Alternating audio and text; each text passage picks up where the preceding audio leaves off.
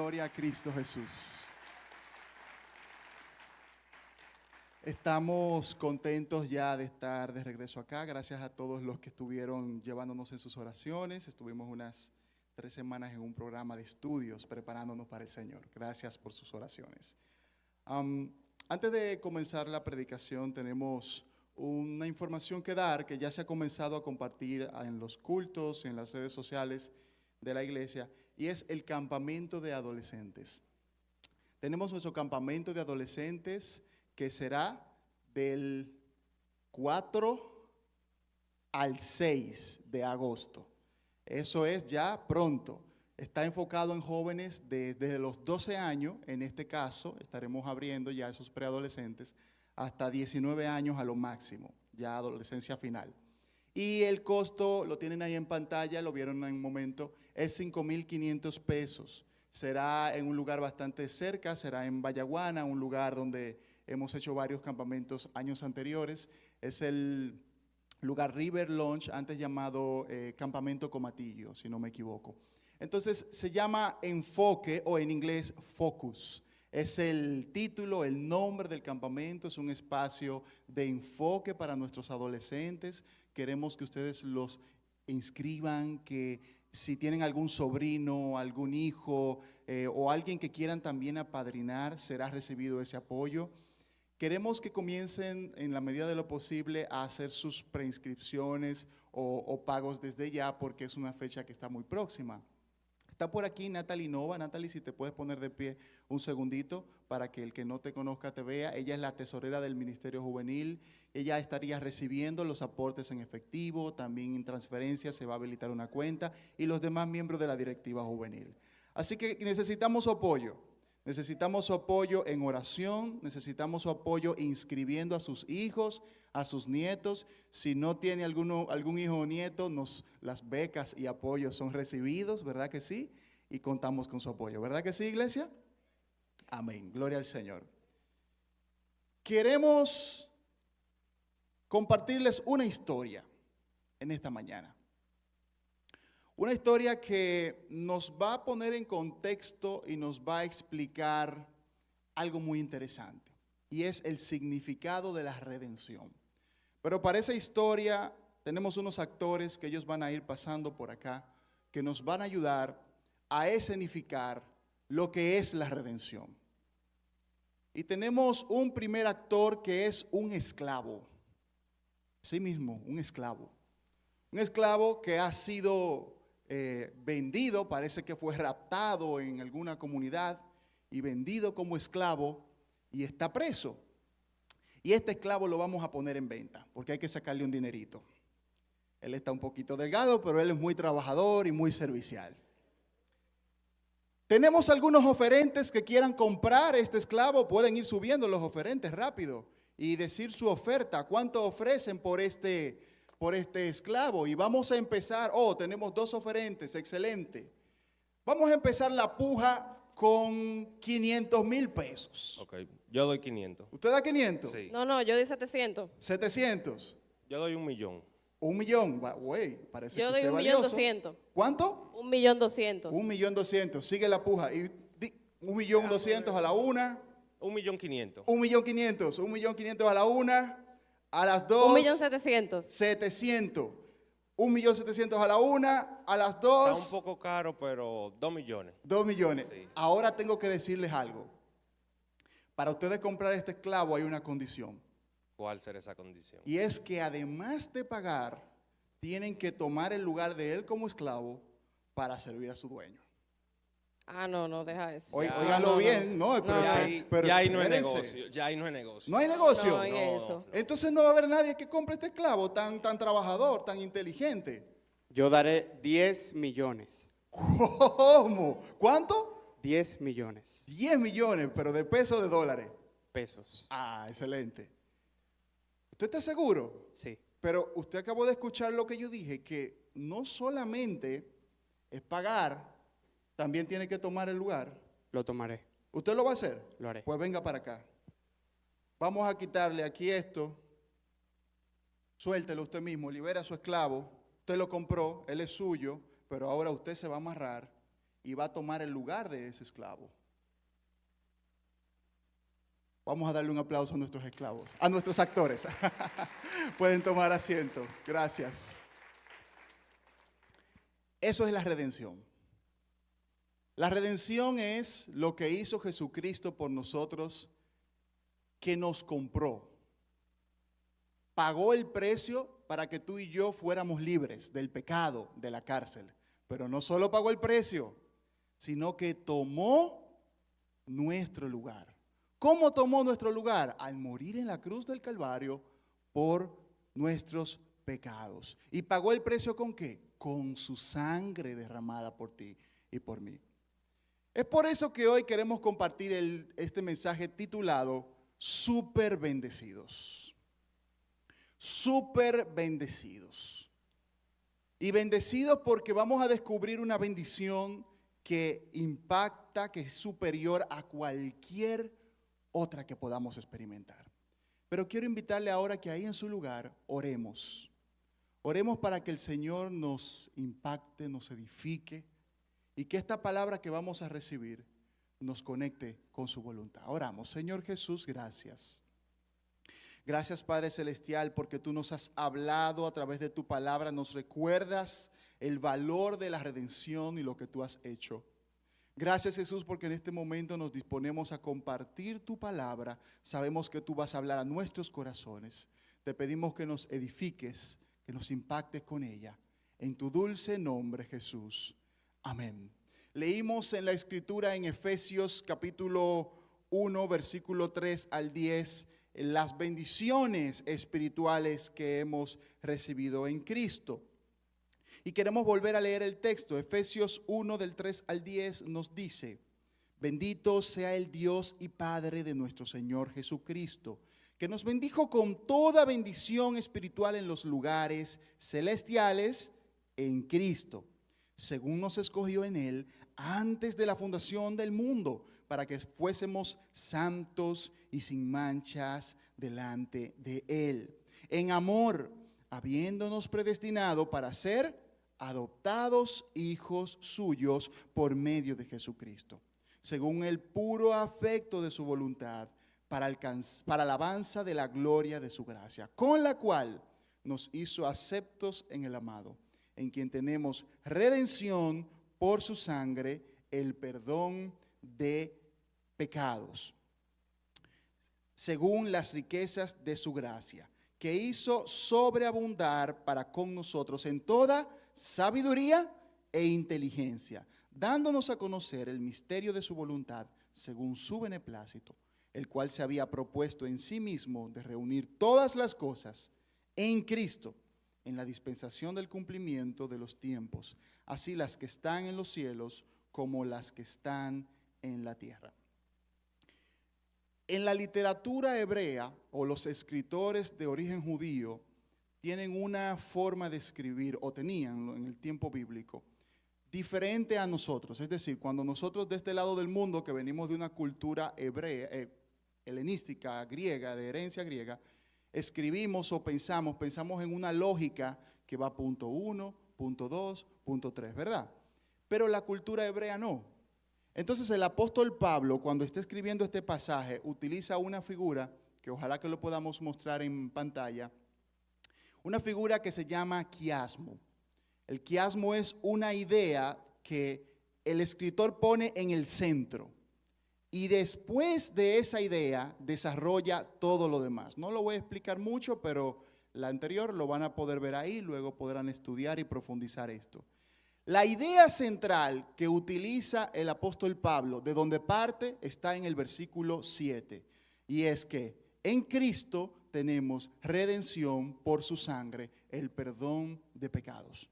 Entonces, partiendo de esa idea, él va a desarrollar todo el argumento y va a dar 5 respuestas, o mejor dicho, 5 argumentos sobre la redención que hizo Cristo Jesús. Y vamos a ver esos 5 argumentos en este momento.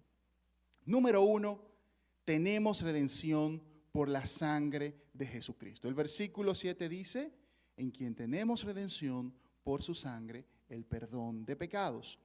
Ahora, la palabra redimir significa, o redención, tiene que ver con una liberación.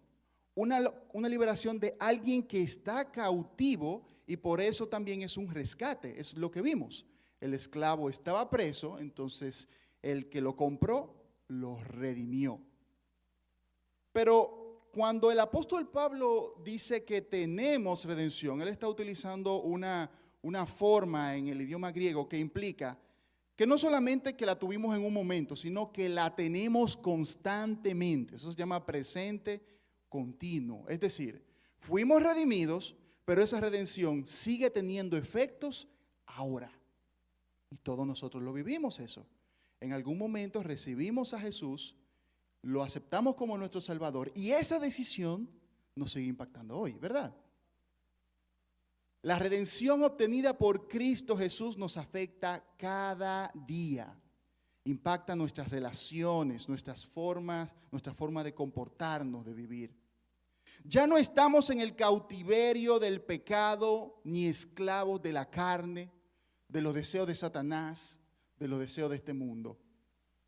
Ya no vivimos muertos en el pecado, sino que hemos salido de la cárcel. Y eso es la redención. La redención en Cristo nos sacó de la esclavitud del pecado. Y es la sangre de Cristo la que nos libertó de ese castigo. Nosotros debíamos haberle pagado a Dios.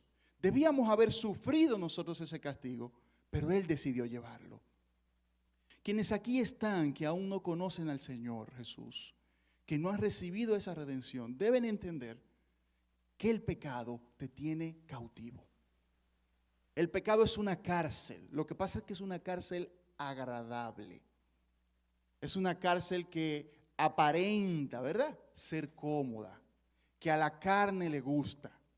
Pero dice la Escritura que si pecamos, que si vivimos en ese pecado, estamos condenados a una eternidad lejos de Jesús. Entonces nosotros que ya hemos experimentado esa redención, es por eso que lo compartimos, que hablamos a todo el mundo de que así como Cristo me libertó a mí y libertó a muchos aquí, hay otros que aún no han sido liberados y que hoy quieren ser, que Jesús quiere sacarlos de la cárcel. Amén. Pero vamos a preguntarnos en estos aspectos que veremos, o estos argumentos que da Pablo, nos vamos a hacer siempre dos preguntas. Primero, ¿cómo impacta mi identidad esa redención que obtuvo Cristo? Una pregunta que debemos analizar con detalle. ¿Cómo impacta la redención mi identidad? ¿Quién yo soy? Bueno, ya no tengo que vivir esclavo de los deseos del viejo hombre. No tengo que vivir según el modelo de este mundo. Un mundo caído, un mundo que está lejos de Dios. Mi valor no se basa en lo que dice la gente de mí. Mi valor no se basa en el vehículo que tengo, en cuánto tengo en la cuenta de banco, el tamaño de mi casa, cuántos títulos tengo. Mi valor y mi estima se basa en Cristo y lo que Él hizo en mi vida. Entonces, ya no estoy sujeto a esos vaivenes del mundo, a esas modas, a esas ofertas que quieren llevarnos por todos lados. La redención nos da una identidad. La redención nos saca de ser esclavos a ser hechos libres por Cristo. Pero también vamos a preguntarnos, ¿cómo impacta esa redención mi relación con otras personas? Ok, ya yo soy libre, ya yo he sido perdonado, ya yo he sido rescatado. Pero ¿y mi relación con otros? ¿Es cambiada luego de la redención? Por supuesto que sí. Si Dios me amó y me perdonó cuando yo era un pecador, del mismo modo debo perdonar a los que me fallan, a los que me hieren, a los que me ofenden, a los que me odian inclusive. Cuando comprendo que todo ser humano necesita el perdón de sus pecados, soy capaz de soportar por amor esos defectos de los demás, especialmente de quienes no conocen a Jesús. Entonces vivo sin rencor, vivo sin odio. No tengo que vivir con esas enemistades hacia los demás, porque sé que yo también era enemigo de Dios, que yo también un tiempo fui esclavo del pecado. Y esa persona posiblemente que se está oponiendo a ti en tu trabajo, en la empresa, en el ambiente de estudios, que te hace la vida imposible, como decimos, es porque no conoce a Cristo. Es porque está atada. Es porque así como vimos en la ilustración, está amarrada, está esclavizada y no puede actuar de una manera que agrade a Dios. Entonces, hermano, la redención cambia mi identidad, pero también la forma, la manera en que yo me acerco a los demás. Amén. ¿Podemos dar un aplauso al Señor por esto? Gloria a Jesús. Segunda pregunta que nos vamos a hacer. Ya vimos qué es la redención. Ahora, ¿cuál es la importancia de la redención? ¿Cuál es la importancia?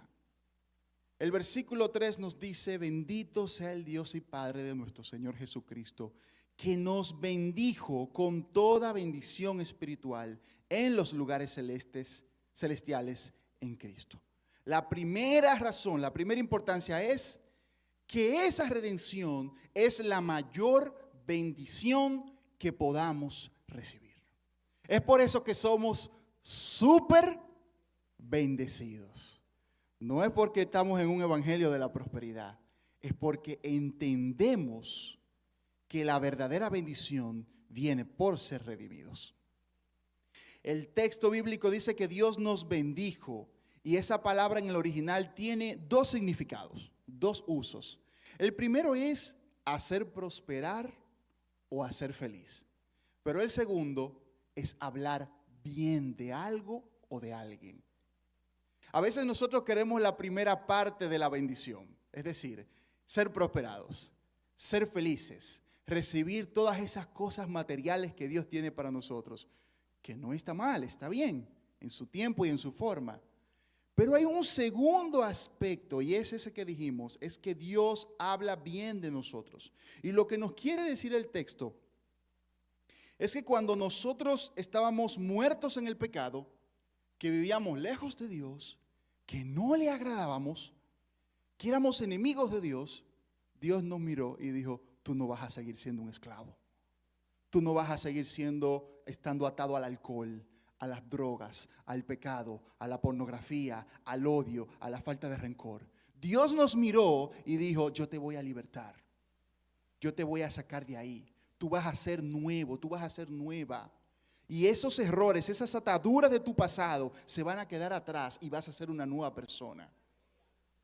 A veces queremos la bendición material solamente, pero la mayor bendición, hermanos, que podemos recibir es haber sido transformados, haber sido sacados de esas ataduras del maligno y ser hechos hijos de Dios. Pero esa bendición, dice el texto, que es en los lugares celestiales, es decir, en la realidad espiritual, en el mundo espiritual. No solamente en el mundo físico, sino que ya Dios definió quiénes seremos en el aspecto espiritual. Ahora, hay otra razón o otra respuesta sobre la importancia de la redención. Y para eso hay que ver el versículo 10. Recuerden que les introducía que la idea del quiasmo, y la confirmamos, es una idea que se presenta en un punto y luego se repite en otro. Es decir, se complementa en dos partes de la cita bíblica. En el versículo 10, el apóstol Pablo dice: de reunir todas las cosas en Cristo en la dispensación del cumplimiento de los tiempos, así las que están en los cielos como las que están en la tierra. La segunda importancia de la redención es que fue o es el suceso más importante que ha ocurrido en el universo. Luego de la creación del hombre, del ser humano, y luego vimos la caída, el pecado, la redención, es decir, cuando Cristo murió en la cruz, que derramó su sangre por ti y por mí, no ha pasado una cosa más grande, ni pasará luego de que sea hecho cielo nuevo y tierra nueva. Nada más grande va a suceder en el mundo espiritual o en este mundo que la redención de Cristo.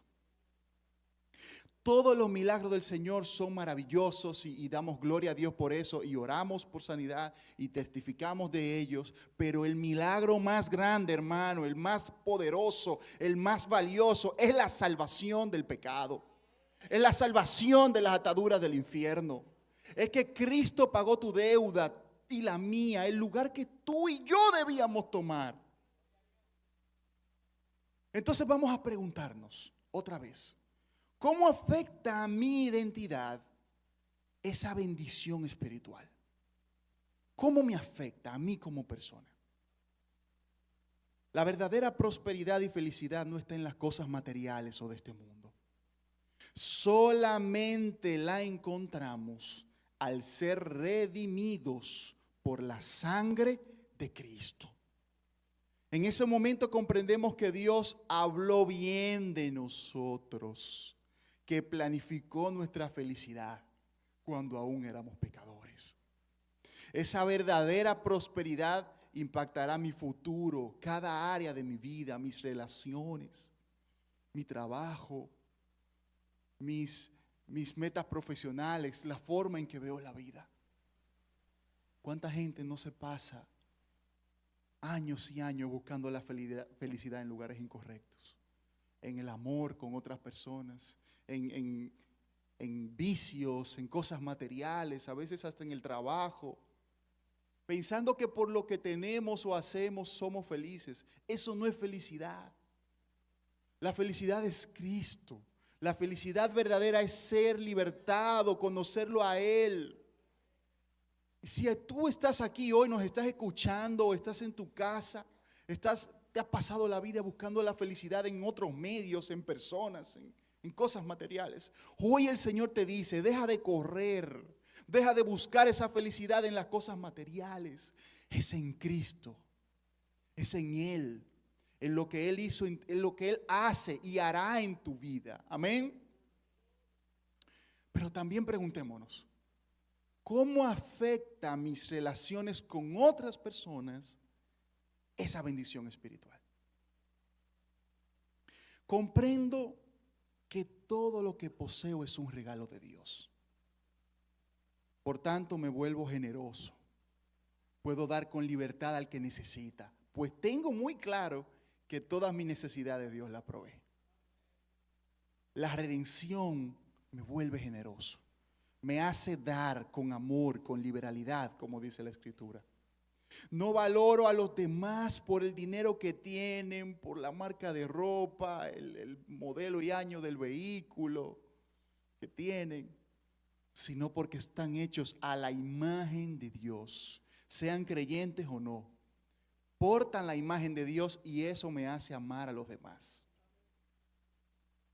Pero ¿será que nosotros, aún estando redimidos, juzgamos y amamos según la marca, la ropa, el modelo, los criterios de este mundo? No debe ser, hermanos. No debe ser. Los redimidos tienen una mente diferente. Tienen una mentalidad redimida también. Así que, primero vimos qué es la redención. Segundo, vimos cuál es su importancia. En tercer lugar, vamos a ver en qué momento Dios decidió redimirnos. ¿Qué momento Dios decidió redimirnos? El versículo 4 dice, según nos escogió en Él antes de la fundación del mundo, para que fuésemos santos y sin mancha delante de Él. Quiero explicar algo aquí, un concepto sobre la elección o la escogencia de Dios. Esa idea de que Dios nos escogió, el calvinismo específicamente y las iglesias llamadas reformadas actuales, interpretan que Dios seleccionó a un grupo de personas, o sea, Dios antes de crear el mundo, es su interpretación, vio a un grupo de personas y los seleccionó para que sean salvos. Entonces, esos son los únicos que se van a salvar. Los otros seres humanos que sencillamente Dios no los seleccionó, no se van a salvar. No importa lo que hagan, no importa cuánto se esfuercen, no hay posibilidad de salvación. Yo me pregunto, ¿eso es consistente con lo que enseña la Biblia? No. Los testigos de Jehová, por ejemplo, dicen que los que se van a salvar son ¿quiénes? Los 144,000. Entonces el cielo es un lugar muy chiquito porque ahí casi no cabe gente. Eso es muy poquito número. Pero cuando miramos la Escritura, ¿qué nos dice la Biblia? Desde un inicio, la Escritura nos muestra el plan de Dios de salvar a la humanidad, de rescatar a la humanidad. Segunda de Corintios 15:19 dice que Dios estaba en Cristo reconciliando consigo al mundo, no tomándoles en cuenta a los hombres sus pecados. Juan 3:16, porque de tal manera amó Dios a un grupo, a los escogidos, a los 144,000, al mundo, al cosmos, a toda la humanidad, que ha dado a su Hijo unigénito, para que todo aquel que en Él cree no se pierda, mas tenga vida eterna. Entonces la pregunta es, ¿a quiénes escogió Dios? A toda la humanidad. Ese es el gran misterio de la Escritura. Dios escogió a toda la humanidad para que seamos santos, para que estemos sin mancha delante de Él. Ese es su deseo, ese es su propósito con la humanidad. Sin embargo, ahí está la condición. Cada ser humano tiene la libertad personal de rechazar la gracia de Dios. El que a mí viene, yo no lo echo fuera, dice la Escritura. ¿La gracia de Dios se rechaza? Sí. La gracia de Dios no es irresistible. La gracia de Dios se resiste. ¿Cómo lo vemos? Nada más hay que leer la Biblia. Nada más hay que darnos cuenta de a quienes les predicamos, que uno dedica tal vez años y ha orado por esas personas y les predica la palabra, el evangelio, y rechazan al Señor. ¿Que el Señor sabe todo lo que van a ser salvos? Por supuesto que sí, Él es todopoderoso, Él tiene todos los atributos de la eternidad, pero Él le da la oportunidad a cada ser humano para que por la fe en Cristo sea salvo. Un aplauso al Señor por ello.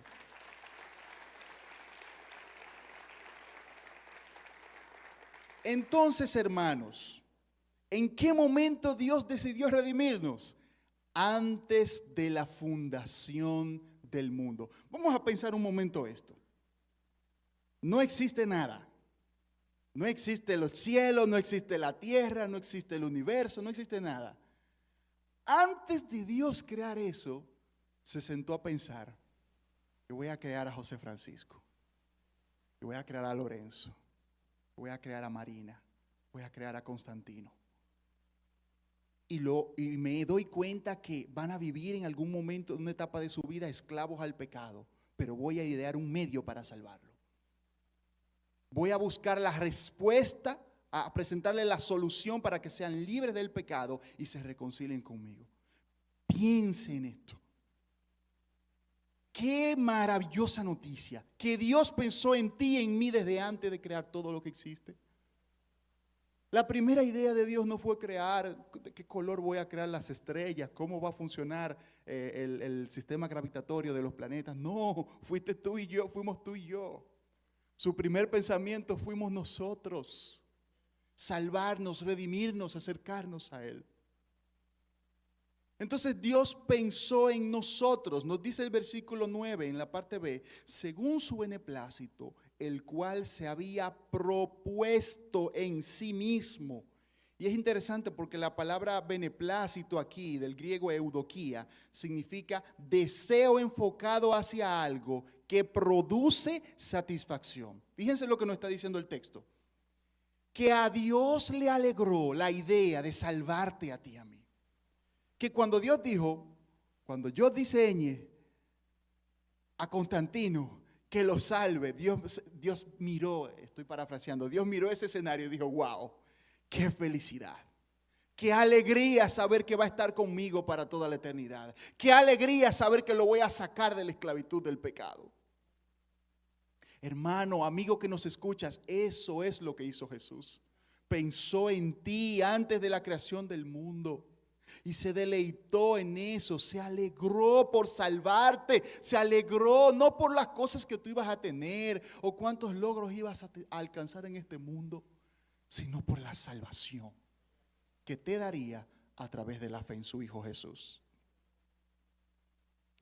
Pero vamos a preguntarnos entonces, ¿cómo afecta a mi identidad el hecho de que Dios haya decidido salvarme? De que Dios haya decidido rescatarme del pecado. Es la verdad más poderosa que existe. Dios pensó en ti y en mí antes de crear el universo. Él conocía el color de tu piel, tu nombre, tus habilidades, tu temperamento, etc. Esto le da sentido a la vida, pues soy amado y valorado por el Creador del universo, quien desea que viva cerca de Él, que lo conozca, que disfrutemos de su amor. No está basada mi felicidad en que otro me ame, en que otro me quiera, que me miró mal el hermano cuando yo entré a la iglesia, que el pastor no me saludó. No se basa en eso mi felicidad.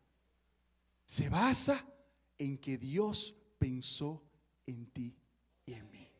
Vamos a darle un aplauso al Señor Jesús.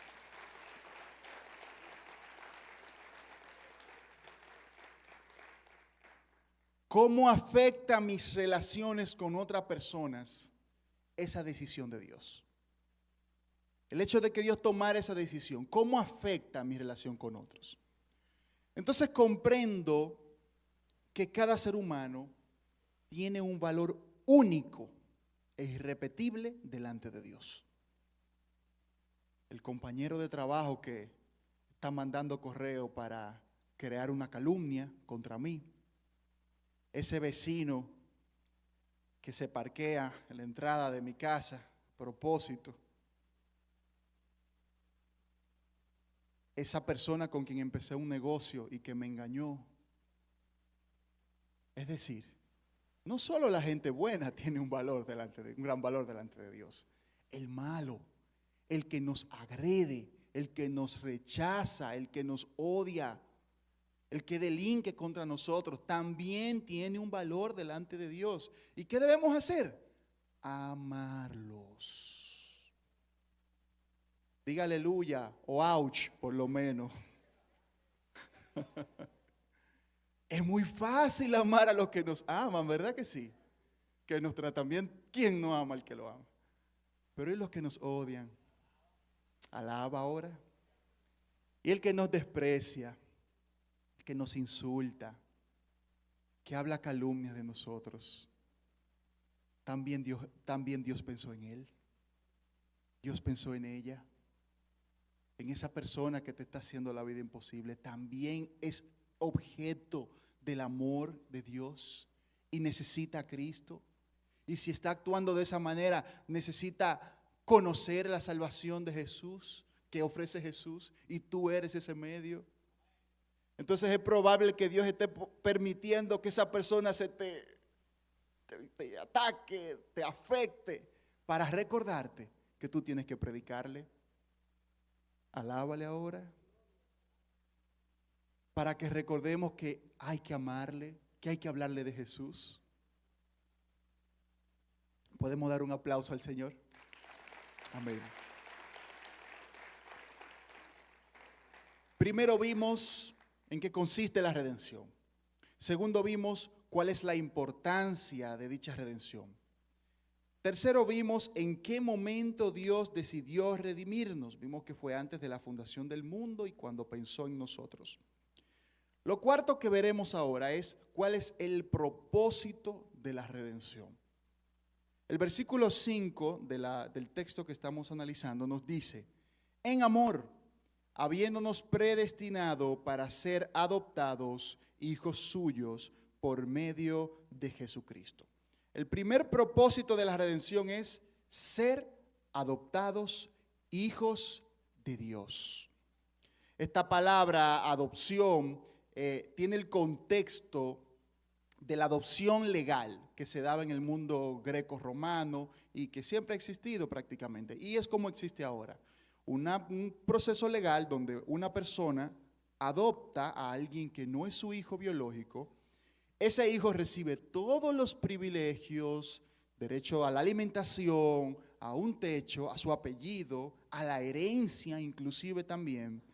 Pero esta es otra parte que no solemos analizar. Cuando el hijo es adoptado, él también adquiere unos compromisos y unos deberes. Y es que además de que él va a ser sustentado por su padre, cuando ese padre que lo adopta ya esté mayor, no puede valerse por sí mismo, él tiene que sustentarlo. Él tiene que proveerle. Ese es el concepto de adopción legal en el mundo grecorromano y que también funciona ahora. Creo que muchos de nosotros solo queremos la parte A de la adopción.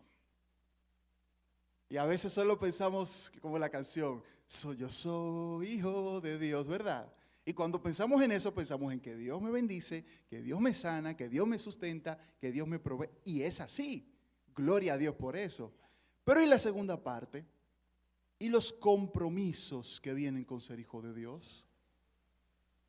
Esos compromisos de obediencia a su palabra,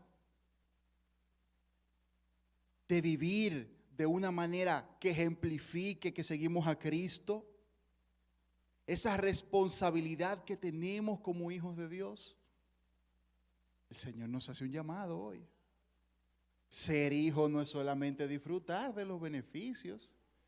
Si usted no llama a su mamá o le da un regalo o un presente el Día de las Madres, usted se va a calentar. No le va a ir bien a los hijos que actúen así. Todo hijo que ama a sus padres lo va a cuidar, ¿verdad que sí?